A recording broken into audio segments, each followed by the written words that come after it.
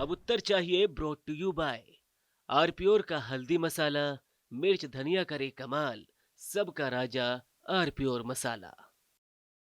के पास है प्योर पाव भाजी का मसाला, प्योर पाव भाजी मसाला, पाव भाजी को टेस्टी बना डाला, सबका राजा आर प्योर मसाला। तुम पाक तुम अरे श्रीमती जी कुछ तो सस्ता लो, बचत करो। नहीं श्रीमान जी, सब बढ़िया लो, रहने दीजिए। इसमें क्या खास बात है? थोड़े में ज्यादा स्वाद, यही तो है इसकी खास बात। वाओ मामा, क्या स्वाद है। अरे मेरे राजा, सबका राजा आर प्योर मसाला। कुछ तो सस्ता लो, सब बढ़िया लो, इसमें क्या खास बात है? थोड़े में ज्यादा स्वाद, यही तो है इसकी खास बात। सबका राजा आर प्योर मसाला।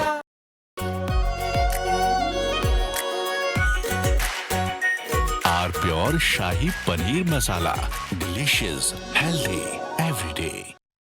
थोड़े में ज्यादा स्वाद, यही तो है इसकी खास बात। वाओ मामा, क्या स्वाद है। अरे मेरे राजा, सबका राजा आर प्योर मसाला।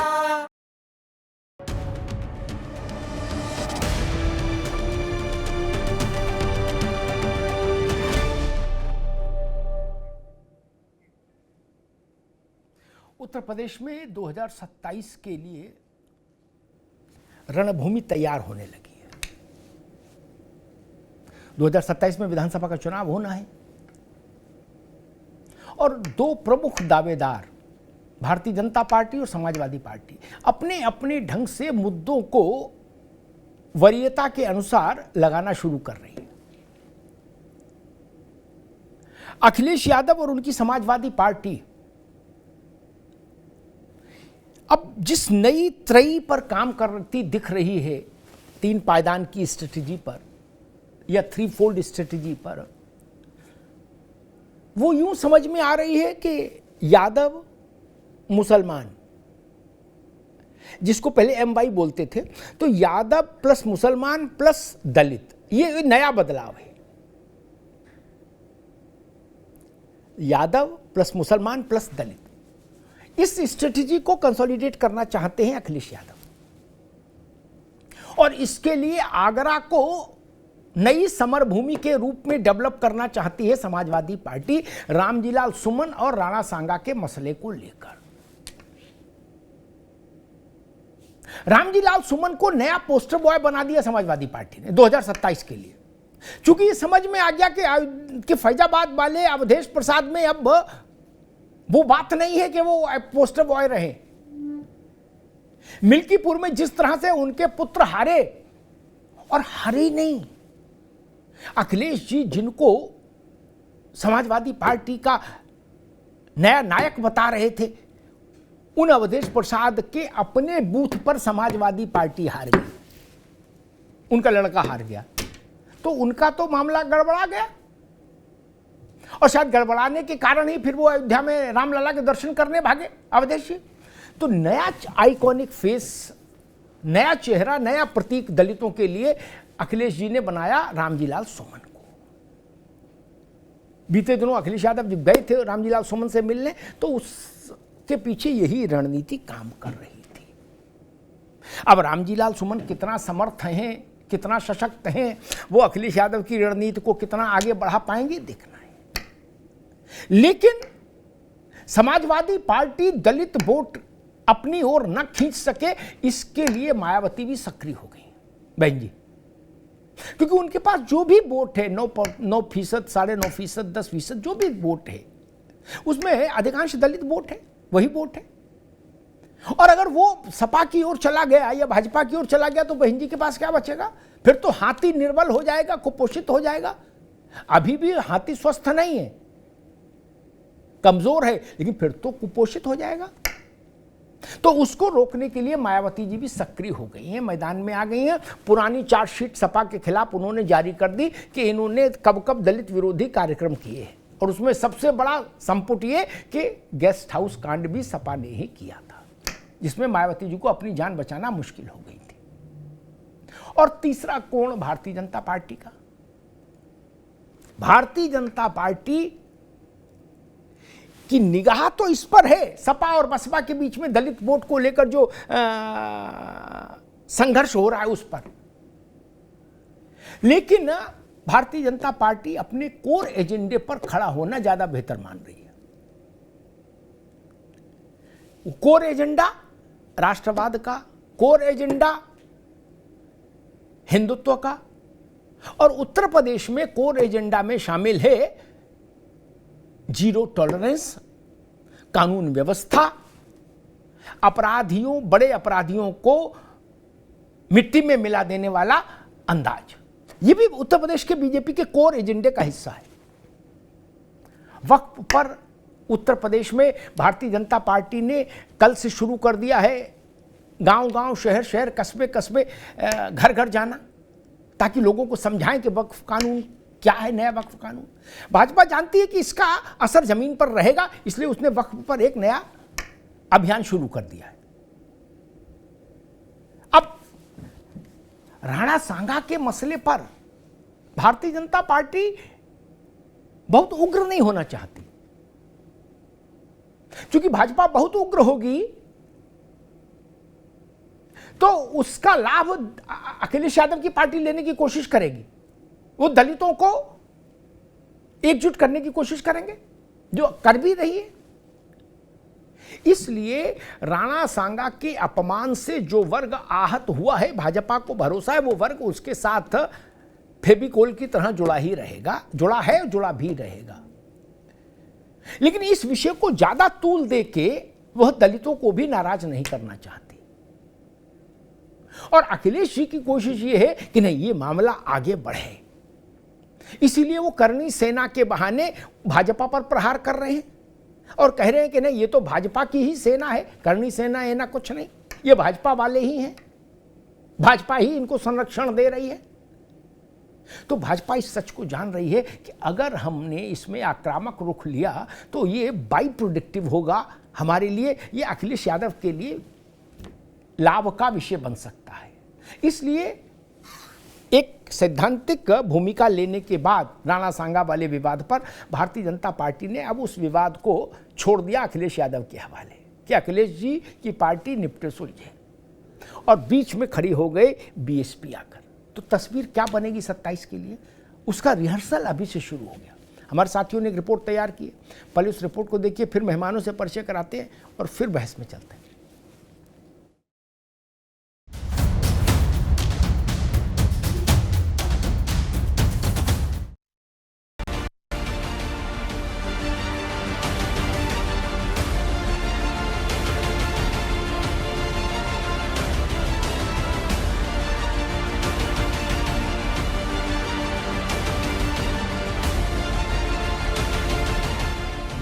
इस बार भारतीय जनता पार्टी का 2027 के चुनाव में पता नहीं लगेगा।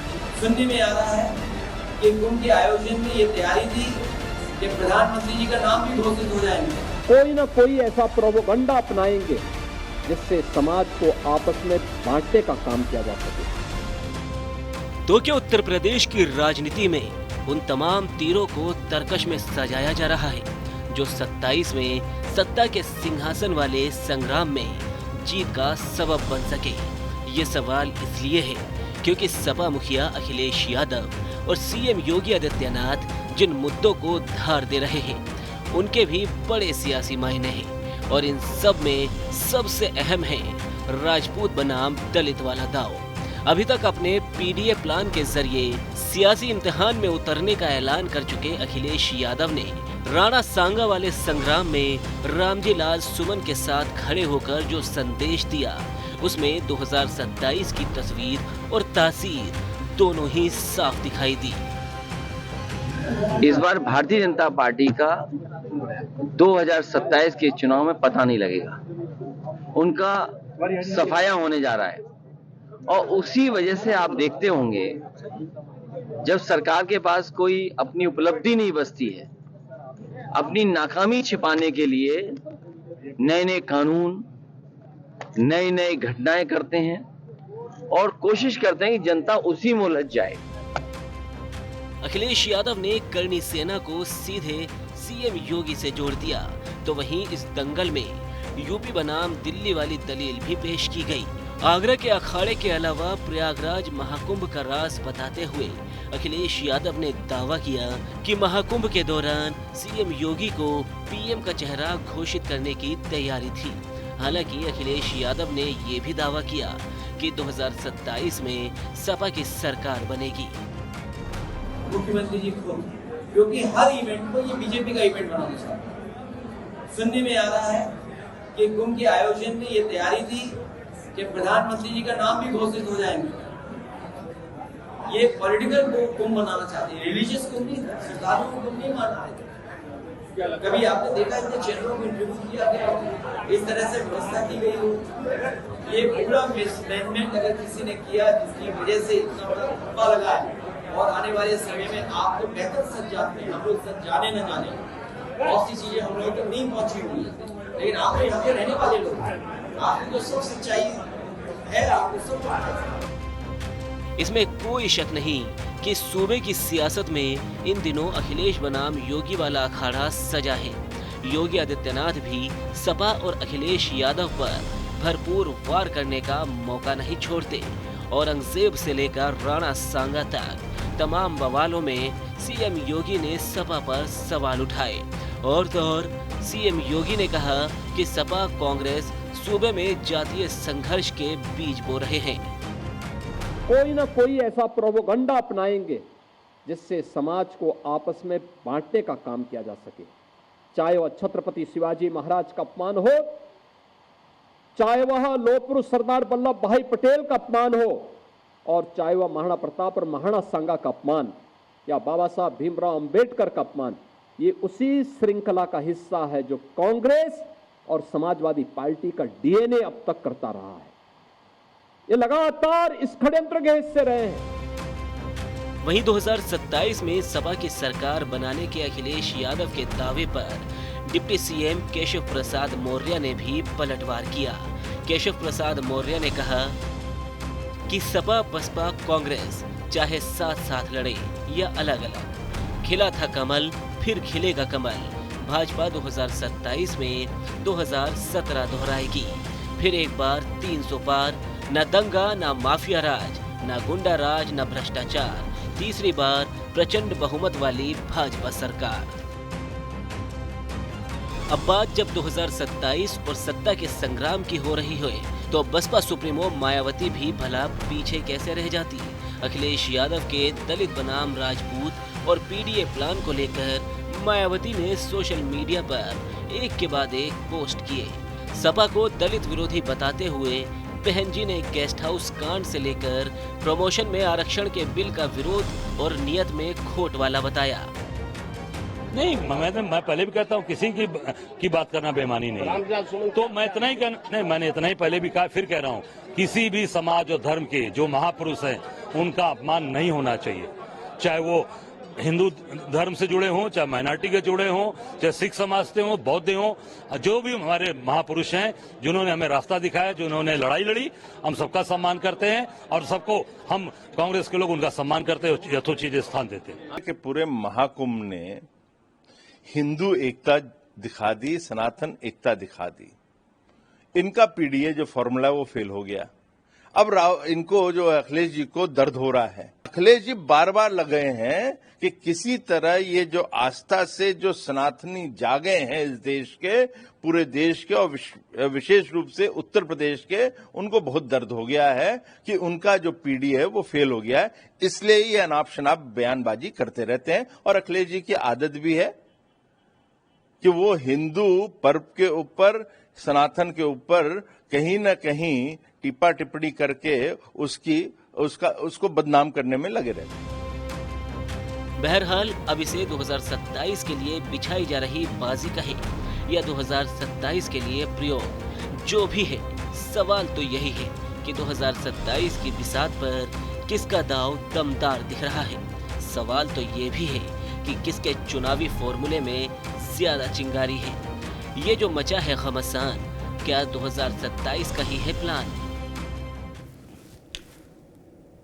27 समाजवादी पार्टी के लिए इसलिए भी महत्वपूर्ण होगा, बहुत ज़्यादा चुनौतीपूर्ण होगा, क्योंकि 10 वर्ष का वनवास सपा का पूरा हो जाएगा तब तक। और अगर कोई क्षेत्रीय पार्टी 10-12 वर्ष तक सत्ता से दूर रहे तो उसके लिए तमाम किस्म के संकट पैदा हो जाते हैं। बीएसपी एक उदाहरण है सामने। मेहमानों साहब का परिचय करा दे। ओपी सिंह साहब हैं, भारतीय जनता पार्टी के प्रवक्ता। ओपी सिंह साहब का स्वागत है। अशोक यादव जी हैं, समाजवादी पार्टी के प्रवक्ता। अशोक जी का स्वागत है। नावेद अयाज हैं, बीएसपी के नेता। नावेद अयाज का स्वागत है। और नावेद शिकोह जी हैं, वरिष्ठ पत्रकार। नावेद भाई का बहुत स्वागत है। नावेद शिकोह जी, अखिलेश जी ने कहा कि हम आगरा को नया कुरुक्षेत्र बनाएंगे समाजवादी पार्टी के लिए, यानी आप सपा की भविष्य की रणनीति का केंद्र बिंदु वो आगरा बनाना चाहते हैं। इसका अर्थ अभी तक जो डीएम का मामला चलता है, एमवाई चलता था, उसमें वो एम और वाई के साथ दलित जोड़ना चाहते हैं और उसके लिए नए पोस्टर बॉय के तौर पर रामजीलाल सुमन सामने उन्होंने पीछे कर दिया अवधेश प्रसाद को। मायावती जी को जब ये पता लगा कि दलितों पर डोरे डाल रहे हैं तो वो भी कल से सक्रिय हो गई हैं। अभी तो खैर पोस्ट ही खड़का रही हैं, लेकिन वो भी सक्रिय कुछ तो करेंगी अपना बचाने के लिए जनाधार। क्या तस्वीर दिख रही 27 की आपको? और भाजपा कह रही है कि तीसरी बार 300 पार। जी, ये बात बिल्कुल सही है कि भारतीय जनता पार्टी के पास में योगी आदित्यनाथ का एक मजबूत चेहरा है और उस तीसरी लड़ाई में वो जीतने के लिए पूरे कॉन्फिडेंस में भारतीय जनता पार्टी, क्योंकि योगी आदित्यनाथ एक बहुत ही लोकप्रिय नेता है, इस बात में कोई शक नहीं। वो देश के नेता है, उत्तर प्रदेश के नेता है और सबसे बड़ी ताकत यह है कि हिंदुत्व के नेता है। ये कॉन्फिडेंस है भारतीय जनता पार्टी का कि हिंदुत्व का नेता जो बन जाता है तो जातियों की राजनीति कमजोर पड़ जाती है और दलित, पिछड़ा, क्षत्रिय, ब्राह्मण सब एकजुट हो जाते हैं। और इसी फार्मूले पर एक सिद्ध हुआ फार्मूला कुंभ मेले में, जिसका जिक्र भी अखिलेश यादव ने किया। अब अखिलेश यादव को सीधे योगी आदित्यनाथ के चेहरे से लड़ना है, इसलिए वो इस बात की राजनीति आगे बढ़ा रहे हैं कि योगी आदित्यनाथ हिंदुओं के नेता नहीं है, प्रदेश के नेता नहीं है, भाजपा के नेता नहीं है, वो केवल क्षत्रियों के नेता हैं और वो ठाकुरवादी है। इस दिशा में अखिलेश यादव लगातार निरंतर काम करेंगे और कर रहे हैं। उनको लगता है कि इस तुरुप का पत्ता जो है उनकी पॉलिसी का, इससे क्या होगा कि उनके पास ब्राह्मण भी आ जाएंगे और दलित तो आ ही जाएगा, जो सबसे बड़ा टारगेट है, क्योंकि दलित और क्षत्रियों के बीच में एक 36 का आंकड़ा रहा। और अखिलेश यादव जब मुख्यमंत्री बने तो उनको ठाकुरों ने भी, क्षत्रियों ने भी इसलिए वोट दिया था क्योंकि वो आजिज आ गए थे बसपा सरकार से। राजा भैया जैसे नेता चैन से सो नहीं पा रहे थे, जेल जा रहे थे, उनकी जान को खतरा था, इसलिए क्षत्रिय समाज ने अखिलेश यादव को भी वोट दिया था और वो मुख्यमंत्री बन गए थे। लेकिन अब उनको ये लग रहा है कि बहुत कम संख्या में क्षत्रिय समाज है, इनसे हम पंगा ले लें, इससे ये फायदा होगा कि क्षत्रिय वर्सेस ऑल हो जाएगा। अब वो अगड़े पिछड़ों की लड़ाई नहीं लड़ रहे हैं, वो योगी आदित्यनाथ के मजबूत चेहरे को ठाकुरवादी चेहरा बनाने में तुले हैं। और जैसा कि आपने कहा कि इससे उनको लग रहा है कि दलित समाज उनके पास आ जाएगा। अब ये रणनीति कहां तक उनकी सफल हो पाती है? फिलहाल जितना वो बीच में कुंभ को ले आ रहे हैं तो इससे तो नहीं लग रहा है कि वो सफल होंगे। अगर वो क्षत्रिय बनाम ऑल कर रहे हैं तो उसमें कुंभ को लाके खुद ब खुद योगी आदित्यनाथ की उपलब्धि को अपने मुंह से खुद उभार रहे हैं। मुझे लगता है ये एक उनका राजनीतिक एरर है। वो राजनीति सही हो सकती है कि वो उनको जिस तरह से भारतीय जनता पार्टी ने यादव का नेता बताया था और बताया था कि किस तरीके से अखिलेश यादव की सरकार में सिर्फ यादववाद और मुस्लिमवाद चल रहा था, इसका प्रभाव हुआ और अखिलेश यादव हार गए थे, भारतीय जनता पार्टी प्रेसिडेंट बहुमत से आ गई थी। उसी फार्मूले पर अब अखिलेश यादव योगी आदित्यनाथ को ठाकुरवादी बनाने की कोशिश कर रहे हैं, लेकिन जो कुंभ को बीच में ला रहे हैं, मुझे लगता है ये बहुत बड़ी उनकी चूक है राजनीतिक और रणनीति का एक बहुत बड़ा स्पीड ब्रेकर है। जी, नावेद अयाज, बसपा की कोठरी से माल ले जाना चाहती है समाजवादी पार्टी। आगरा बड़ा महत्वपूर्ण इलाका है इस दृष्टि से। मायावती जी जिस समाज से आती हैं दलितों में, उसका घनत्व तो आगरा में बहुत है और वो सक्षम भी है। एक दौर था जब वहां जाटव रुक जाओ भाई, जाटव बहुत बड़ी हैसियत में राजनीतिक दौर पर भी हुआ करता था। आपके समय की बात नहीं कर रहा हूं, नावेद आजाद पुरानी बात कर रहा हूं। राजकुमार करदम वगैरह कांग्रेस के हुआ करते थे, बड़े नेता। अखिलेश यादव ने कहा कि हम इसी को कुरुक्षेत्र बनाएंगे। उसके बाद से बहन जी इतनी तो सक्रिय हो गई कि उन्होंने कल इतवार को भी 4 6 8 पोस्ट खड़का दी और बता दिया कि सपा ने क्या किया और किसका नाम बदला, कॉलेज का नाम बदला, जिले का नाम बदला, तहसील का नाम बदला, मेरे ऊपर हमला किया, आरक्षण में, प्रमोशन में आरक्षण का बिल रोका, आदि आदि। क्या बसपा को ऐसा कोई खतरा लग रहा है कि सपा डेंट मार रही है उसके कोर वोट में? क्योंकि बसपा खुद ही अब 9 साढ़े 9% पे आके खड़ी होगी नावेद आजाद। देखिए, बसपा को समाजवादी पार्टी से ऐसा कोई खतरा नहीं है। और जो बहन जी ने बयान दिया है, एक भी आरोप बहन जी का क्या गलत है, क्या झूठा है? क्या अखिलेश यादव जी ने प्रमोशन में आरक्षण जैसे मुद्दों को जो है वो क्या विरोध नहीं किया? क्या अखिलेश यादव ने दलित महापुरुषों के नाम पर बने हुए तमाम योजनाओं के नाम नहीं बदले? जनेश्वर मिश्र पार्क जो है उसका नाम पहले क्या हुआ करता था? गेस्ट हाउस कांड क्या उत्तर प्रदेश में कोई झूठ है? बहन कुमारी मायावती जी ने जो अपनी बात कही है वो असल में समाजवादी का चाल चरित्र तो है। समाजवादी की जो दलित विरोधी छवि है उन्हीं मुद्दों से तो उजागर होती है। साथ साथ उत्तर प्रदेश के अंदर जो आगरा का एक नूरा कुश्ती का खेल तैयार किया जा रहा है भारतीय जनता पार्टी और अखिलेश यादव जी के द्वारा, उसके अंदर जो वो संभावनाएं ढूंढ रहे हैं, ऐसी संभावनाएं में वो कभी कामयाब नहीं होंगे। ये कि उत्तर प्रदेश का दलित हो या देश का दलित हो, वो बहन जी को देवी के रूप में, लीडर के रूप में, नेता के रूप में सबसे पहले मानता है। और 2027 का चुनाव जो है, वोट कम हो गया है, अब वोट कम हो गया है। नहीं देखिए, चुनाव वोट तो भारतीय जनता पार्टी जो आज पूर्ण बहुमत में बैठी है उसके पिछले 3 दशक के अगर आप चुनाव देखेंगे, वोट घटते हैं, बढ़ते हैं, सीटें इसलिए आप घटती हैं, संतुष्ट हो, बढ़ती हैं। तब ठीक है, तब लड्डू खाओ। अगर आप इसलिए संतुष्ट हैं तो मस्त बिना रहो। बहुजन समाज पार्टी के उत्तर प्रदेश में भारतीय जनता पार्टी को नहीं हटाया जा सकता। ये आप जैसे सीनियर लोग भी जानते हैं, तमाम पैनलिस्ट भी जानते हैं और अखिलेश यादव स्वयं भी जानते हैं कि अखिलेश यादव को यादव होने के नाते, पिछड़ा यादव होने के नाते कोई हैसियत उनकी राजनीति में नहीं है। मुसलमानों के दम पे वो भारतीय जनता पार्टी को नहीं हटा सकते हैं। एक दलित और अल्पसंख्यक और पिछड़ों का जो गठजोड़ है वो सिर्फ बहन कुमारी मायावती जी पर विश्वास करता है। और अयाज साहब अभी रुक जाओ, मैं अशोक यादव जी के पास चलूँ, उससे पहले कुछ तथ्य सामने रख दूं। ये सच है कि बहन जी के जाने के बाद भी उस इलाके में आनंद के जाने, आकाश के जाने के प्रचार करने के बाद भी चंद्रशेखर जीत के आए। ये छोटी बात नहीं है। इस पर तो कम से कम 6 महीना दरवाजा बंद करके चिंतन करना चाहिए था, दरवाजा खोल के नहीं, चुपचाप। छोटी घटना थी, बहन जी गई तो थी कि चंद्रशेखर को हराओ, जीत के आया ना। देवी मानते हैं, देश की नेता है, सारी बात आप कह सकते हो, लेकिन वोट भी तो चाहिए। जिस मंदिर में प्रसाद चढ़ाने वाले नहीं आए फिर उसका क्या होगा? मंदिर में दिया बत्ती करने वाले भी रहनी चाहिए ना। अगर चंद्रशेखर जीत कर आए पश्चिम से और मायावती की रैली के बाद, या तो मायावती जाती नहीं तब भी समझ में आता कि हम नहीं गए, हम जाते तो हरा देते। और वो पश्चिम जो मायावती का घर है, वहीं से जन्मी, छोटी घटना नहीं थी। मुझे नहीं पता कितना बसपा ने उस पर चिंतन किया, कितना मनन किया, लेकिन हां, जो 9% वोट बचा है उसको तो बचाना पड़ेगा, नहीं तो पार्टी की उपयोगिता ही खत्म हो जाएगी। और एक बात जो नावेद आजाद ने कही कि जो बहन जी ने आरोप लगाए वो क्या गलत है? नहीं, कतई गलत नहीं। लेकिन एक बात मैं ऐसी कहूंगा जिससे अशोक यादव जी प्रसन्न होंगे, लेकिन वो तथ्यात्मक है।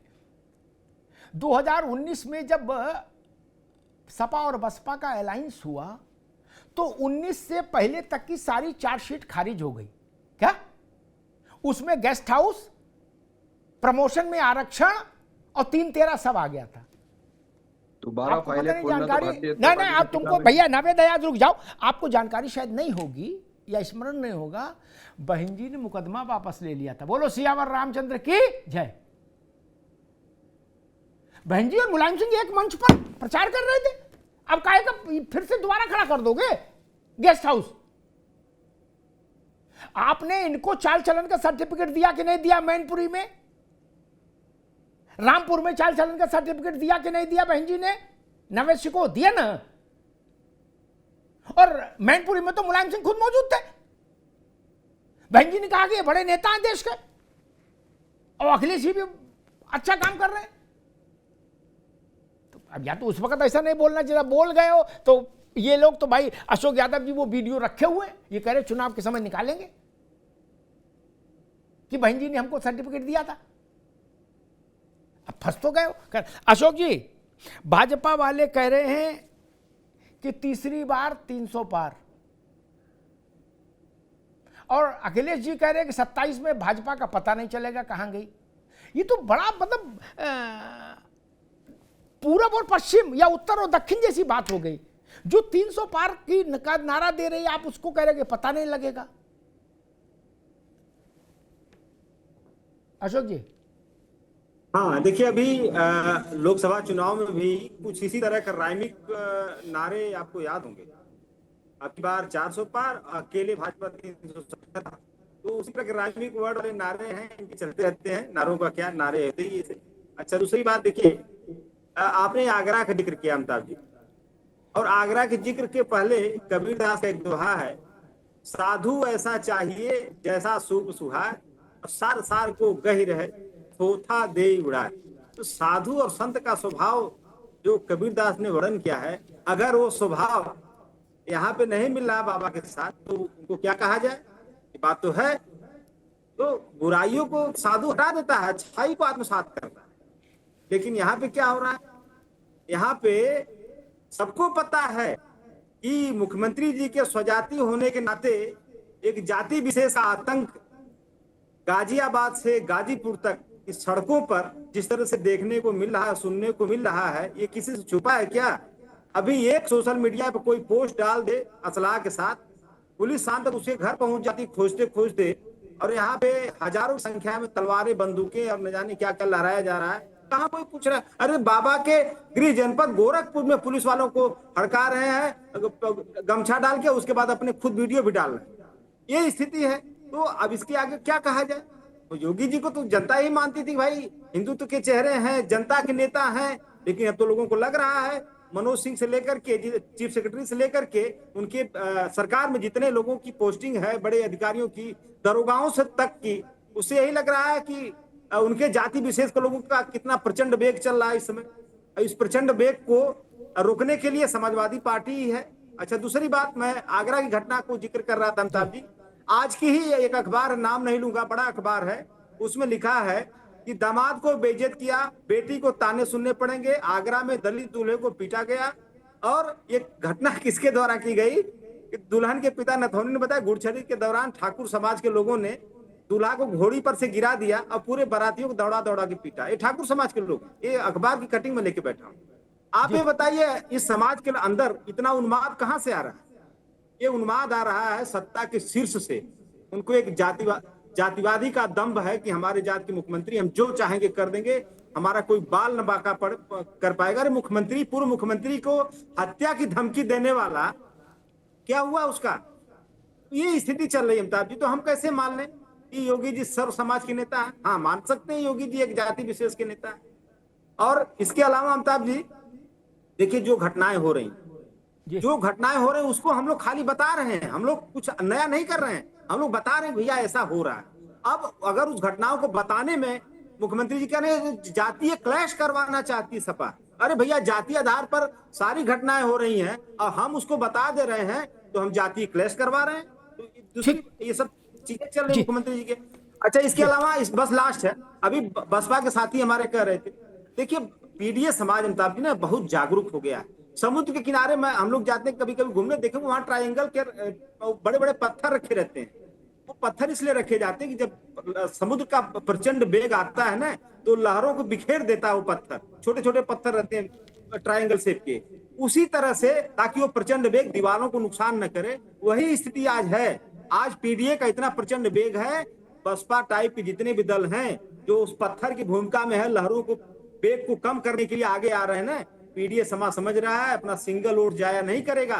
और ये हैसियत बता रहे हैं, अरे एक ठो विधायक इसी तरह से बलिया में अपने दम पे जीत गए और आप हैसियत हमारी बता रहे हैं। हमारी बदौलत 10 सीट लोकसभा में पाए थे, खाता नहीं खुला भाई साहब। जनता समझ रही है कि क्या स्थिति है। ठीक है अशोक यादव जी, ठीक है, ठीक ये सब जनता ठीक। मैं ओपी सिंह जी के पास चलूं उससे पहले एक दो बातें कहना चाहता हूं। जो चार्जशीट आज अखिलेश जी के हाथ में है, कमोवेश, शब्द थोड़े इधर उधर होते, कमोवेश यही चार्जशीट लेके वो 22 में गए थे, चुनाव में गए थे ना। हम तो ना इनकी मान रहे सही, ना उनकी मान रहे, हम तो जनता की मान रहे। यही चार्जशीट लेके गए थे ना नवेश को, इसी चार्जशीट पर गए थे 22 में चुनाव में। क्या नतीजा आया? और जनता के द्वारा चुना हुआ मुख्यमंत्री वो योगी आदित्यनाथ हो, अखिलेश यादव हो, वीर बहादुर हो, नारायण दत्त तिवारी हो, विश्वनाथ प्रताप हो, कोई हो, उसको आप डिमीन कैसे कर सकते हो? आप जीत के दिखा दीजिए तो दूसरा अपने आप डिमीन हो जाएगा। और जीत के नहीं दिखा सकते तो डिमीन तो नहीं कर सकते, क्योंकि जनता के द्वारा चुना हुआ मुख्यमंत्री है। ये सच है, सपा के आरोप तब भी यही थे 22 में, लेकिन ये भी सच है कि 38 साल बाद उत्तर प्रदेश में ये इतिहास बना कि कोई सिटिंग चीफ मिनिस्टर अपनी पार्टी को जिता के दोबारा ले आया। आप तो तब भी यही कह रहे थे कि योगी आदित्यनाथ ठाकुरों के नेता है, नहीं कह रहे थे? कह रहे थे ना।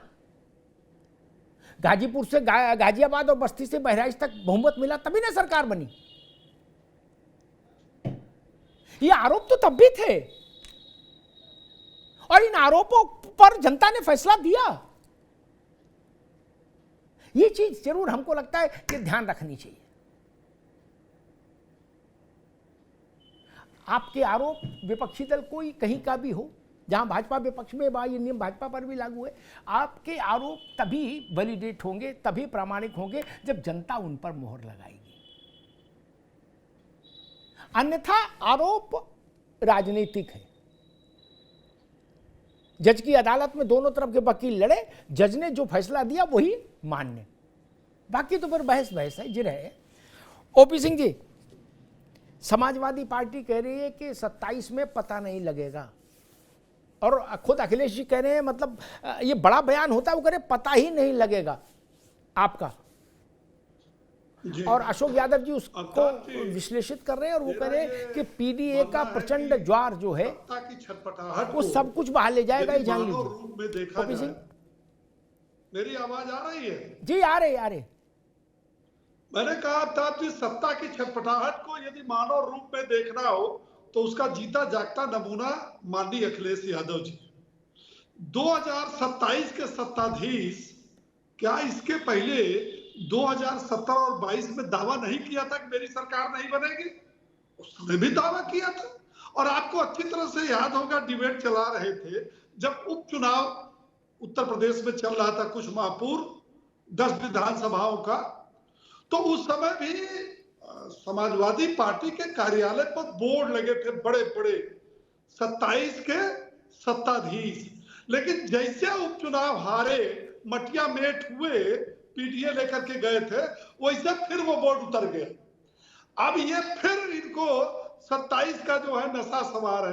सवाल इस बात का है कि आप क्यों अपने को सत्ताधीश कहते हो भैया?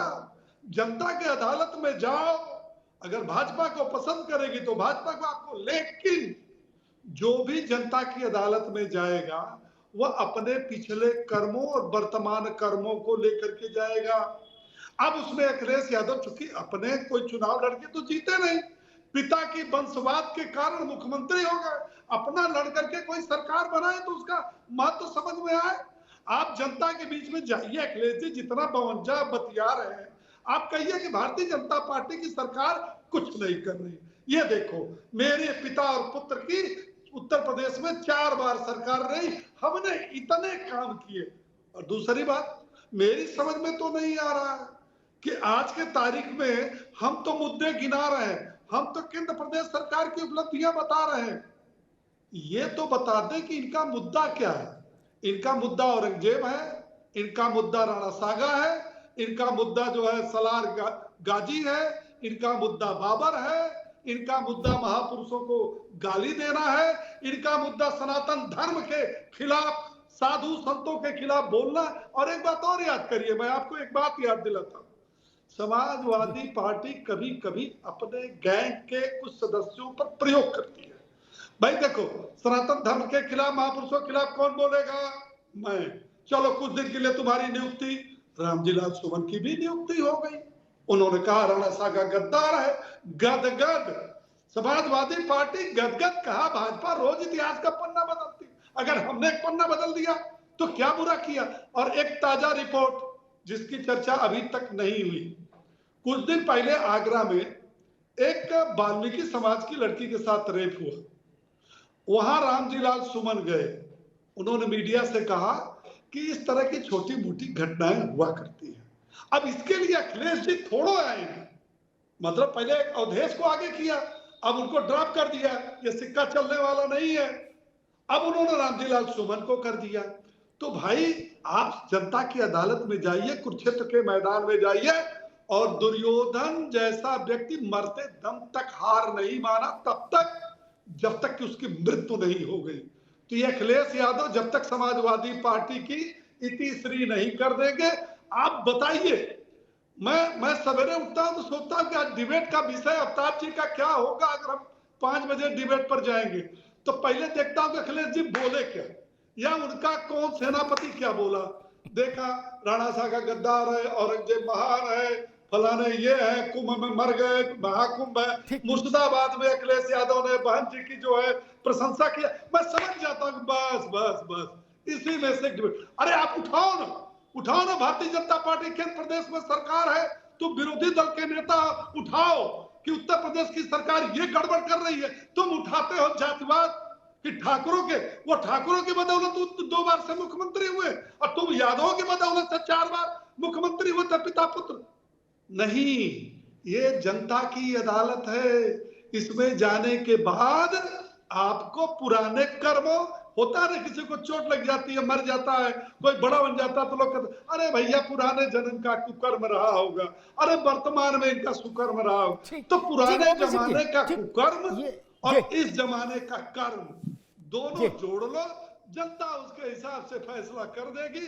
अशोक हमको आपको तो मजबूरी है 2027 तक लड़ना इसी रुकना होगा। ओपी सिंह जी अभी रुकना होगा। मैं नावेद शिको के पास चलूंगा। नावेद शिको, लोकसभा चुनाव के बाद एक दूसरा बड़ा रेफरेंडम हुआ, पूरब से पश्चिम, उत्तर से दक्षिण, चारों दिशाओं के उत्तर प्रदेश की सीटें उसमें आई प्रतिनिधि सीटों के तौर पर।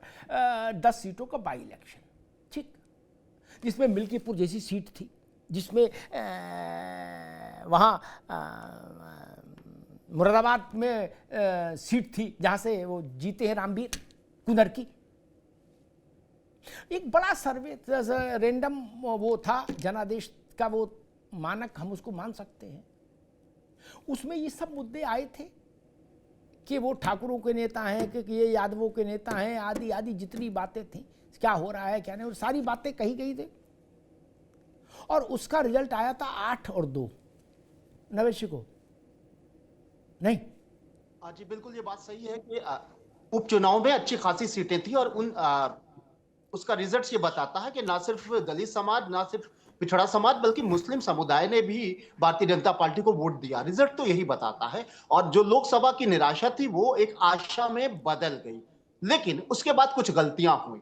मैं एक एक गलती सबकी गिनाऊंगा जो मैंने महसूस किया। जैसे कि मैंने पिछली अपने सेगमेंट में कहा था कि अखिलेश यादव एक गलती कर रहे हैं जो कुंभ की याद दिला रहे हैं, यानी योगी आदित्यनाथ की सुशासन की सफलता को अपने मुंह से दोहरा रहे हैं। कुंभ का जब भी जिक्र होगा, योगी आदित्यनाथ का सुशासन और हिंदुत्व का एक महा कुंभ नजर आएगा, जातियों की एकजुटता नजर आएगी। उसको अखिलेश यादव खुद याद दिला रहे हैं, यानी योगी को ताकत वो खुद दे रहे हैं। एक जो कमी मुझे लगी अखिलेश यादव की, वो उनकी रणनीति अच्छी है, जिसमें वो क्षत्रियवादी बता रहे हैं और ठाकुरवादी बता रहे हैं, जैसा कि सारी राजनीतिक दल करते हैं, जैसा कि उनको यादववादी बता के हरा दिया गया था। लेकिन अब हम भारतीय जनता पार्टी पे आ रहे हैं, जहां पर उनको उपचुनाव में बड़ी विजय मिली, उसके बाद थोड़ी सी गलतियां हो गई। ओपी सिंह साहब से गलती हो गई, कुछ ओपी सिंह साहब जैसे कुछ नेता हैं, वो क्षत्रिय बनकर राणा सांगा का विरोध करने निकल आए।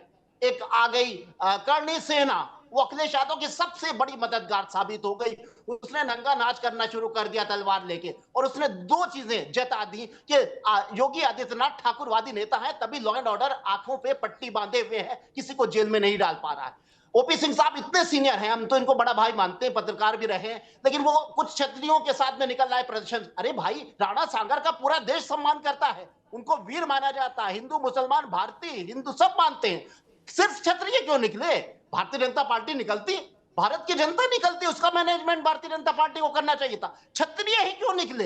ये गलती थी, और इससे बल मिला अखिलेश यादव की राजनीति को, उनको हौसले मिले, और यहीं से उभार हुआ। तीसरी बात, नवेद साहब बैठे हुए हैं, जो आपने याद दिलाया, मायावती तो कह चुकी हैं कि अखिलेश यादव तो यार राजनीति में थे ही नहीं जब गेस्ट हाउस कांड हुआ, हम उनको माफ कर चुके हैं, अब क्यों दोहरा रही हैं? दूसरी बात, समाजवादी पार्टी 2 बार उत्तर प्रदेश में हार चुकी है, दलित वोट किसके पास है?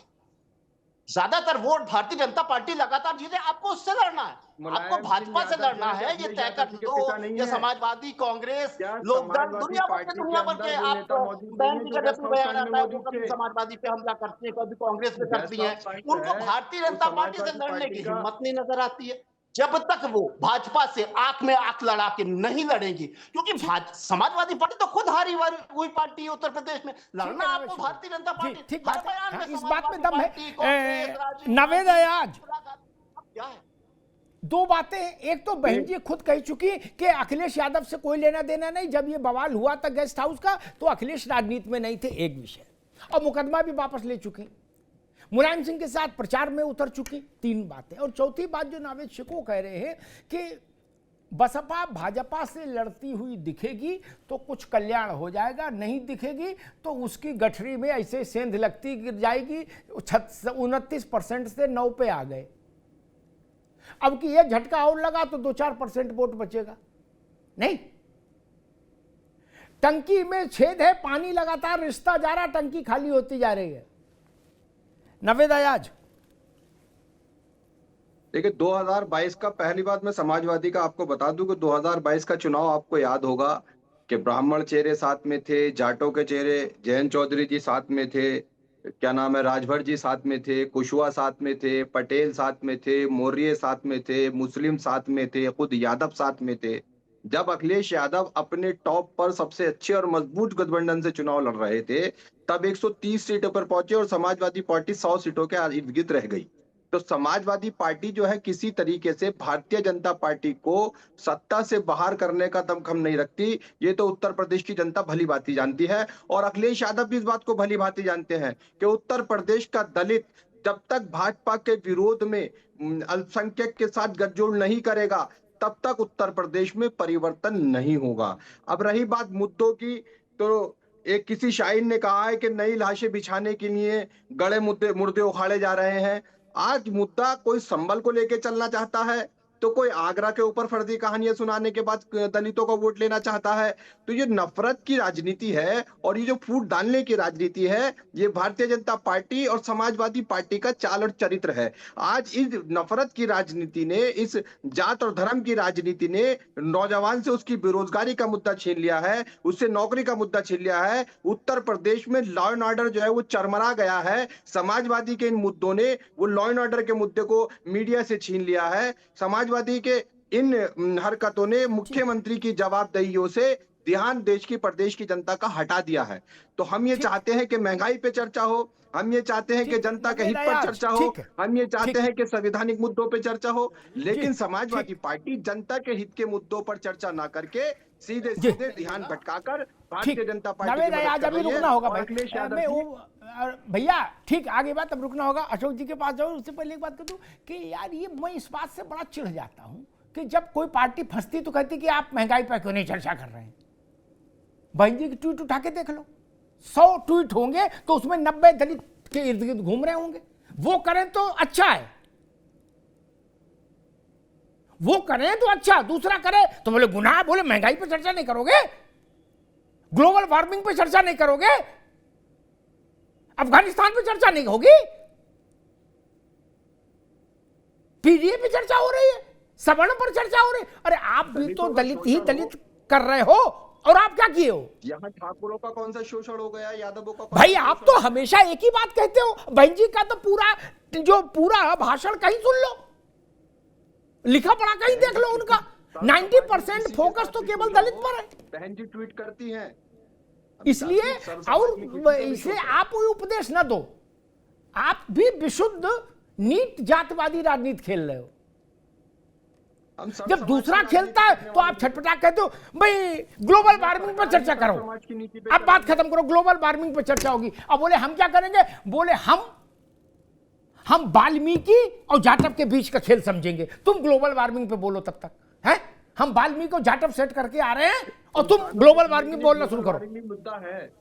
इसलिए बाबू हम जानते हैं कितने मुद्दे हैं। रुक जाओ, उनको बताओ बहन जी को कि ग्लोबल वार्मिंग मुद्दा है, और गौतम को बताओ, आकाश को बताओ, हमें क्या बताओगे? हम तो जान ही रहे हैं। अशोक यादव जी,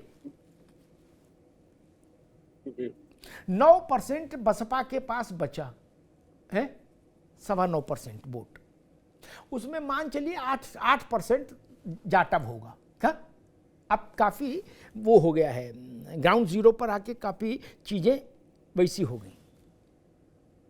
आप 8-9% पर रामजीलाल सुमन को आगे करके उसको भी छीनने की कोशिश करना चाह रहे हैं क्या? इसीलिए बहन जी सबसे ज्यादा आक्रामक होकर अखिलेश यादव पर बरसी हैं, क्योंकि उनको लग रहा है कि अब जो कुछ बचा है पोटली में वो भी लेने की जुगाड़ में हो, रामजीलाल को आगे किया। मेरा प्रश्न ये कि जो आपकी रणनीति में अवधेश प्रसाद 6 महीने नहीं टिक पाए, बड़ी कड़वी बात है लेकिन है सच।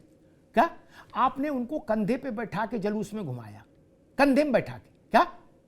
और वो अंग्रेजी भी बोलने लगे थे उस वक्त अवधेश बाबू, हिंदी छोड़ के no I don't know, you know. मैं तो चौंक गया, मैंने कहा मिल्कीपुर में कौन सी मलाई खा के आ गए भैया अवधेश बाबू, है? और अखिलेश जी उनका हाथ नहीं छोड़ रहे थे, राहुल जी भी नमस्ते कर रहे थे, लेकिन वो 6 महीने नहीं टिके। नहीं, क्या आपको, मेरा प्रश्न ये, क्या आपको लगता है रामजीलाल सुमन के जीवन में कोई ऐसा अध्याय मुझे बताइए, मैं उनको चंद्रशेखर की समझ जान रहा हूं, क्या बस इसके अलावा कि वो 26 साल में लोकसभा पहुंच गए थे, इसके अलावा भाग्य था उनका तेज, मुझे बताइए जब उन्होंने कोई बड़ा संघर्ष लीड किया हो, जात के लिए ही सही, अपनी कोई बड़ा संघर्ष लीड किया हो, पूरे ना भाई साहब मजा बांध दिया था, हाहाकार मचा दिया था रामजीलाल ने, कोई आपको याद आता है? तो जब अवधेश नहीं टिक पाए, जिनको आपने अयोध्या नरेश घोषित किया, तो ये तो आगरा वाले हैं। अशोक जी, देखिए अमिताभ जी, आपने कहा अवधेश प्रसाद जी को, तो अवधेश प्रसाद जी समेत हमारे लगभग 8 सांसद दलित समाज से आते हैं, और न सिर्फ 8 बल्कि जो 37 सांसद आते हैं उसमें 20 पिछड़े समाज से, 8 दलित समाज से, 5 सवर्ण समाज से, 4 माइनॉरिटी समाज से, सबका सम्मान हम लोग करते हैं। ऐसा नहीं कि किसी का महत्व कभी हम लोग गिरा दिए, किसी का बढ़ा दिए ना, ऐसी कोई बात नहीं। बात यह है जो हमारे मित्र भी बसपा के साथी ने कहा कि फर्जी घटनाओं को यहाँ बता रहे हैं आगरा में। भैया अमिताभ जी, आप तो गवाह हैं, बताइए घटना जो जिक्र मैंने किया, दैनिक भास्कर अखबार भाई साहब खोल के देख लीजिएगा, उसी अखबार की लेके बैठा हूं मैं, तो फर्जी की बात नहीं बोलता। आगरा में हुआ है, अभी आज छपा है कि ठाकुर समाज ने दलित समाज की घुड़चढ़ी के दौरान 2 लोग गिरा के पीटा। अच्छा, दूसरी बात, मैं मुद्दे पे आता हूँ। तब देखिए, आपने कहा कि जो बहन जी के पास 8-9% वोट बचा है उसको भी आप छीनने पे लगे। नहीं भाई, हम लोग बहन जी का सम्मान करते हैं, बहन जी को इसे हम लोग क्यों छीनेंगे? हम लोग तो जो दलित समाज की नौकरियां, आरक्षण जो छीना जा रहा है उसको बचाने के लिए प्रयासरत। हम लोग चिंता वही है कि पीडीएस समाज को नौकरियां 69 या शिक्षक भर्ती में लूटा गया। अभी तमाम ऐसे जगह पे पीडीएस समाज के लोगों पर अत्याचार हो रहा है, तमाम ऐसी घटनाएं हो रही हैं, मन बड़ा व्यथित होता है। अभी यही आजमगढ़ में घटना हो गई, बड़ी घटना हो गई, सनी नाम के युवक को मार के थाने में लटका दिया पुलिस वालों ने। अभी प्रयागराज में पेट्रोल डाल के जिंदा जला दिया गया दलित समाज को। आए दिन ऐसी घटनाएं होती हैं, तो हम लोग यही प्रयासरत हैं। हमारी चिंता यही है कि जो उनके पास बाबा साहब ने अधिकार दिए हैं, उन अधिकारों को बचाया जाए। उनको अधिकारों जो भाजपा छीन रही है, अरे इनको अपने टाइम में बोलो भाई, तो अमिताभ जी अपने हम लोग यही चाह रहे हैं कि जो उनके अधिकार हैं दलित समाज के, पीडीए समाज के, उन अधिकारियों को छीनने से बचाया जाए, और हम लोग किसी का छीनने वाले नहीं है। सवाल दूसरा जो बहन जी का ट्वीट की बात आपने किया, बहन जी का आप अगर 50 ट्वीट का एनालिसिस करिए अमिताभ जी, तो कम से कम 45 ट्वीट में उनके निशाने पर कौन रहता है? सपा रहती है। जबकि विपक्ष में है, वो भी बहन जी भी विपक्ष में है, उनके निशाने पर सत्ता होनी चाहिए। भाई सत्ता से सवाल पूछेंगे ना आप, कोई भी दल सत्ता से सवाल पूछता है कि आपके कार्यकाल में 69,000 वाली भर्ती का घोटाला हुआ, आपके सरकार में ये हो गया, आपके सरकार, भाई आप भाजपा भी अटैक किस पे कर रही है? सपा पे। बसपा अटैक किस पे कर रही है? सपा पे। इट मींस जनता जान रही है पीडीए, और जनता ये भी जान रही है। इसके पहले मैंने आपको एग्जाम्पल दिया समुद्र के ज्वार का, कि उसको लहरों को कंट्रोल करने के लिए छोटे छोटे पत्थर बिछाए जाते हैं ताकि उसे टकरा के लहरें बिखर जाएं, लेकिन पीडीए लहरों को बिखेरने नहीं देगा अमिताभ जी। पीडीए समाज के निशाना है कि जो उनका सबसे बड़ा दुश्मन योगी सरकार है, उस सरकार को गिराकर ही पीडीए समाज मानेगा। ये सिर्फ आगरा की लड़ाई नहीं अमिताभ जी, ठीक। ओपी सिंह जी, आप सुने रहे हैं अशोक जी को, वो कह रहे ना अब की ऐसा ज्वार भाटा उठेगा कि भाजपा बच नहीं पाएगी। भाजपा को बचाने की क्या रणनीति है ओपी सिंह जी? भाजपा को बचाने की रणनीति यही है कि जब जब मैदान में जाती है भाजपा, तब तब वो जानते हैं कुछ मुद्दों को लेकर के जाते, तब इनके अनाप शनाप बातों पर विचार नहीं करती। वो अपनी उपलब्धियों को बताती है कि देखिए हमारी 17 से 22 तक मैंने उत्तर प्रदेश की जनता के लिए ये काम किया। तो जनता सोचती है कि भाई हाँ बात तो सही करें, मारो मार दिया, 37 साल के रिकॉर्ड को तोड़ दिया, भारी प्रचंड बहुमत से दूसरी बार बना दिया। अब ये जब 27 में आएंगे, लहर लेकर के, समुद्र की लहरों को लेकर के जब ये आएंगे, तो ये फिर वही रोना रोएंगे। आप देखते हैं इनको कभी चैनल पर मैंने समाजवादी पार्टी को अस्थायी किसी विषय पर बात करते हुए नहीं देखा। न तो इनके नारे अस्थायी होते, न तो इनके नेता अस्थायी होते हैं। कभी अवधेश प्रसाद, कभी रामजी लाल सुमन, कभी जो है वो आजम खां, तो कभी जो है वर्क जी। मतलब इनके समय समय पर प्रकृति के हिसाब से मौसम जैसे बदलता। आप देखिए, आप डिबेट कर रहे थे, पहले नारा क्या लगता था? यम वाई जिंदाबाद। और जब ये हारे 22 में, तो इन्होंने लखनऊ में आत्मचिंतन किया और कहा भाइयों एवं बहनों, अखिलेश यादव की बात बता रहा हूं, भाइयों और बहनों, ये चुनाव आयोग भारतीय जनता पार्टी के पन्ना प्रमुखों से मिलकर के 20-20 हजार यादवों और 20-20 हजार मुसलमानों का वोट कटवा दिया। तब अन्य जातियां कहां थी? मुसलमान यादव तो कट गए, बाकी कहां पीडीए गया? अरे उसमें दलित का भी कहते काट दिया गया। आप सोशल में जाते तो कहते कि ठाकुरों का भी नहीं, यादव और मुसलमान का वोट काट दिया गया। दूसरी बात, जब आप हारते हो तो आपको चिंतन करते हो, और आप चिंतन करते हो तो जाके विधानसभा में बोलते हो भाइयों ये वोटों की लूट हुई, भाइयों ईवीएम जो है गड़बड़ था, लोकसभा में हम जीते तो ईवीएम ठीक था, कहीं और विपक्षी दल की सरकार बनी वो ठीक था, लेकिन जहां जहां हमारे वहां ईवीएम। दूसरी बात देखिए, हर व्यक्ति का एक डीएनए होता है। अमिताभ जी मैं आखिरी बात कह रहा हूं, आपका भी एक डीएनए है कि अमिताभ अग्निहोत्री देश में जितने एंकर है उसमें इनकी क्या डीएनए, ये पूरी जनता चर्चा करती है। आप बताइए कि समाजवादी पार्टी की स्थापना कब और कैसे और किसके लिए? समाजवादी पार्टी की स्थापना 1992 में मुलायम सिंह यादव ने कांग्रेस के खिलाफ किया था, भाजपा के खिलाफ नहीं किया। भाजपा का तो होता पता नहीं था तब, कांग्रेस के खिलाफ किया। फिर क्या हुआ? समान विचारधारा के कारण आज हम राहुल जी के साथ हैं। वही देखिए महाराष्ट्र में क्या हुआ?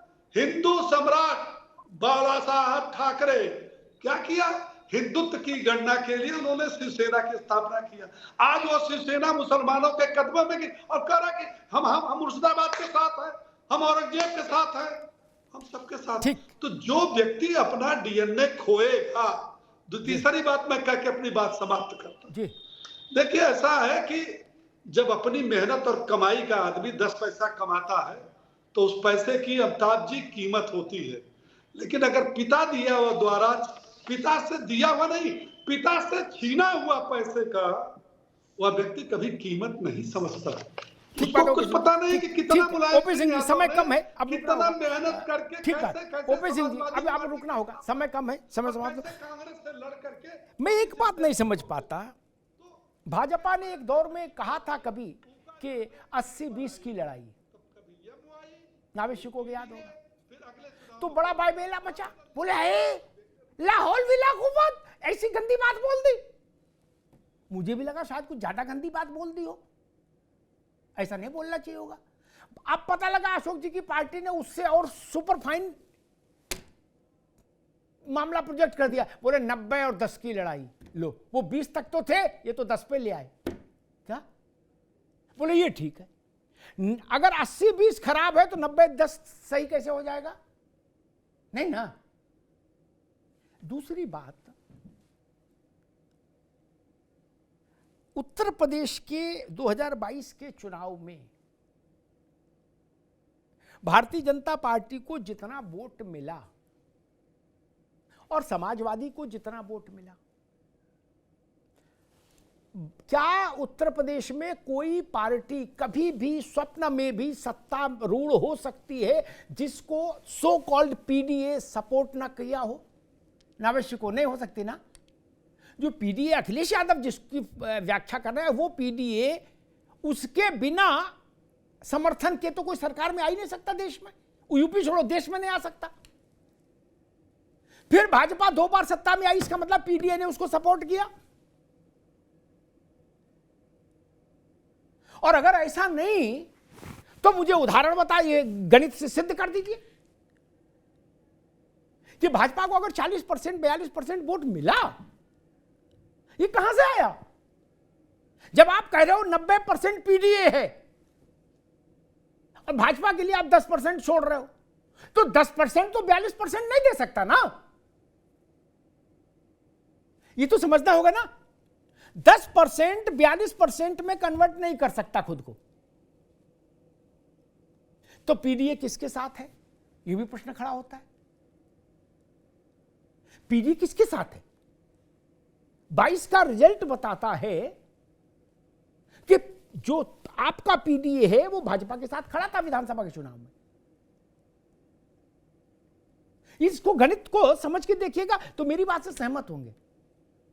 और इसके अलावा एक बड़ी बात यह है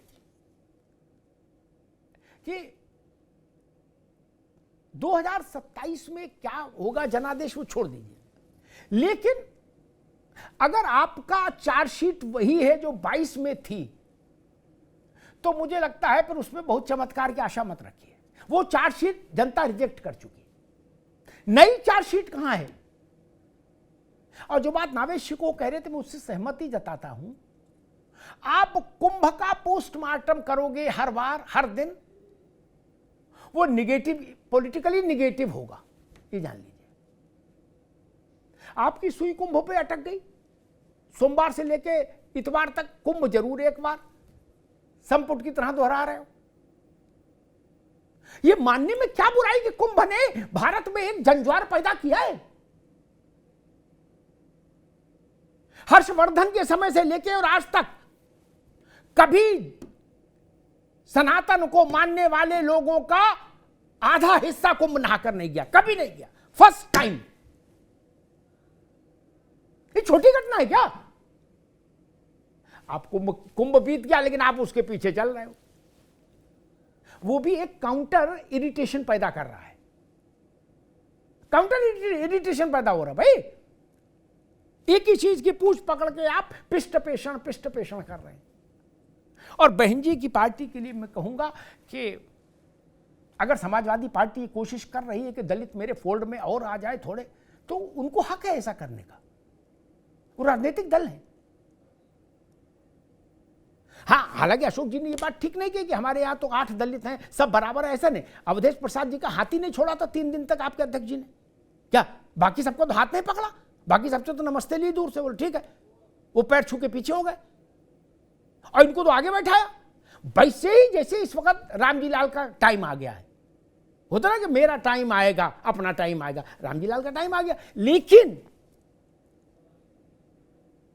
रामजी लाल में इतना करंट है क्या? एक सपा के लिए और बसपा के लिए कहूंगा, बहन जी जनता के बीच में उतरेंगी तो कुछ उम्मीद हो भी सकती है, और अगर वो जनता के बीच में नहीं उतरेंगी और वो सोचेंगी कि हम अपने ये सोशल मीडिया से ही एक आदेश निर्देश जारी करके चुनाव लड़ लेंगे, या चुनाव के समय 10-12 जगह जाके ऐसे ऐसे अपना एक भाषण, उससे अब काम नहीं चलेगा। अगर बसपा को अपना वोट बचाना है तो नन अदर देन बहन जी, केवल बहन जी ही हैं जो सड़क पर उतरे, संघर्ष में उतरे तो कुछ जुम्बिश हो सकती है। बाकी पूरी बसपा अभी से लेके 27 के चुनाव तक सड़क पे ही रहे, फिर भी मुझे नहीं लगता कोई जुम्बिश हो पाएगी। अगर कुछ चमत्कार हो सकता है तो केवल बहन जी उतरे तो हो सकता है, उससे कम पर अब संभव नहीं। धन्यवाद।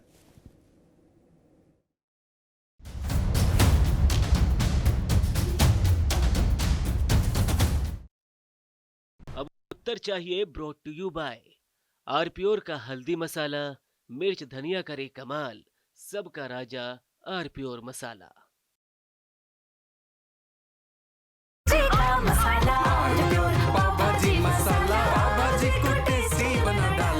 राजा आरप्योर मसाला। अरे श्रीमती जी कुछ तो सस्ता लो, बचत करो। नहीं श्रीमान जी, सब बढ़िया लो, रहने दीजिए। इसमें क्या खास बात है? थोड़े में ज्यादा स्वाद, यही तो है इसकी खास बात। वाओ मामा, क्या स्वाद है। अरे मेरे राजा, सबका राजा आरप्योर मसाला, तो सस्ता लो, सब बढ़िया लो। इसमें क्या खास बात है? थोड़े में ज्यादा स्वाद, यही तो है इसकी खास बात। सबका राजा आरप्योर मसाला।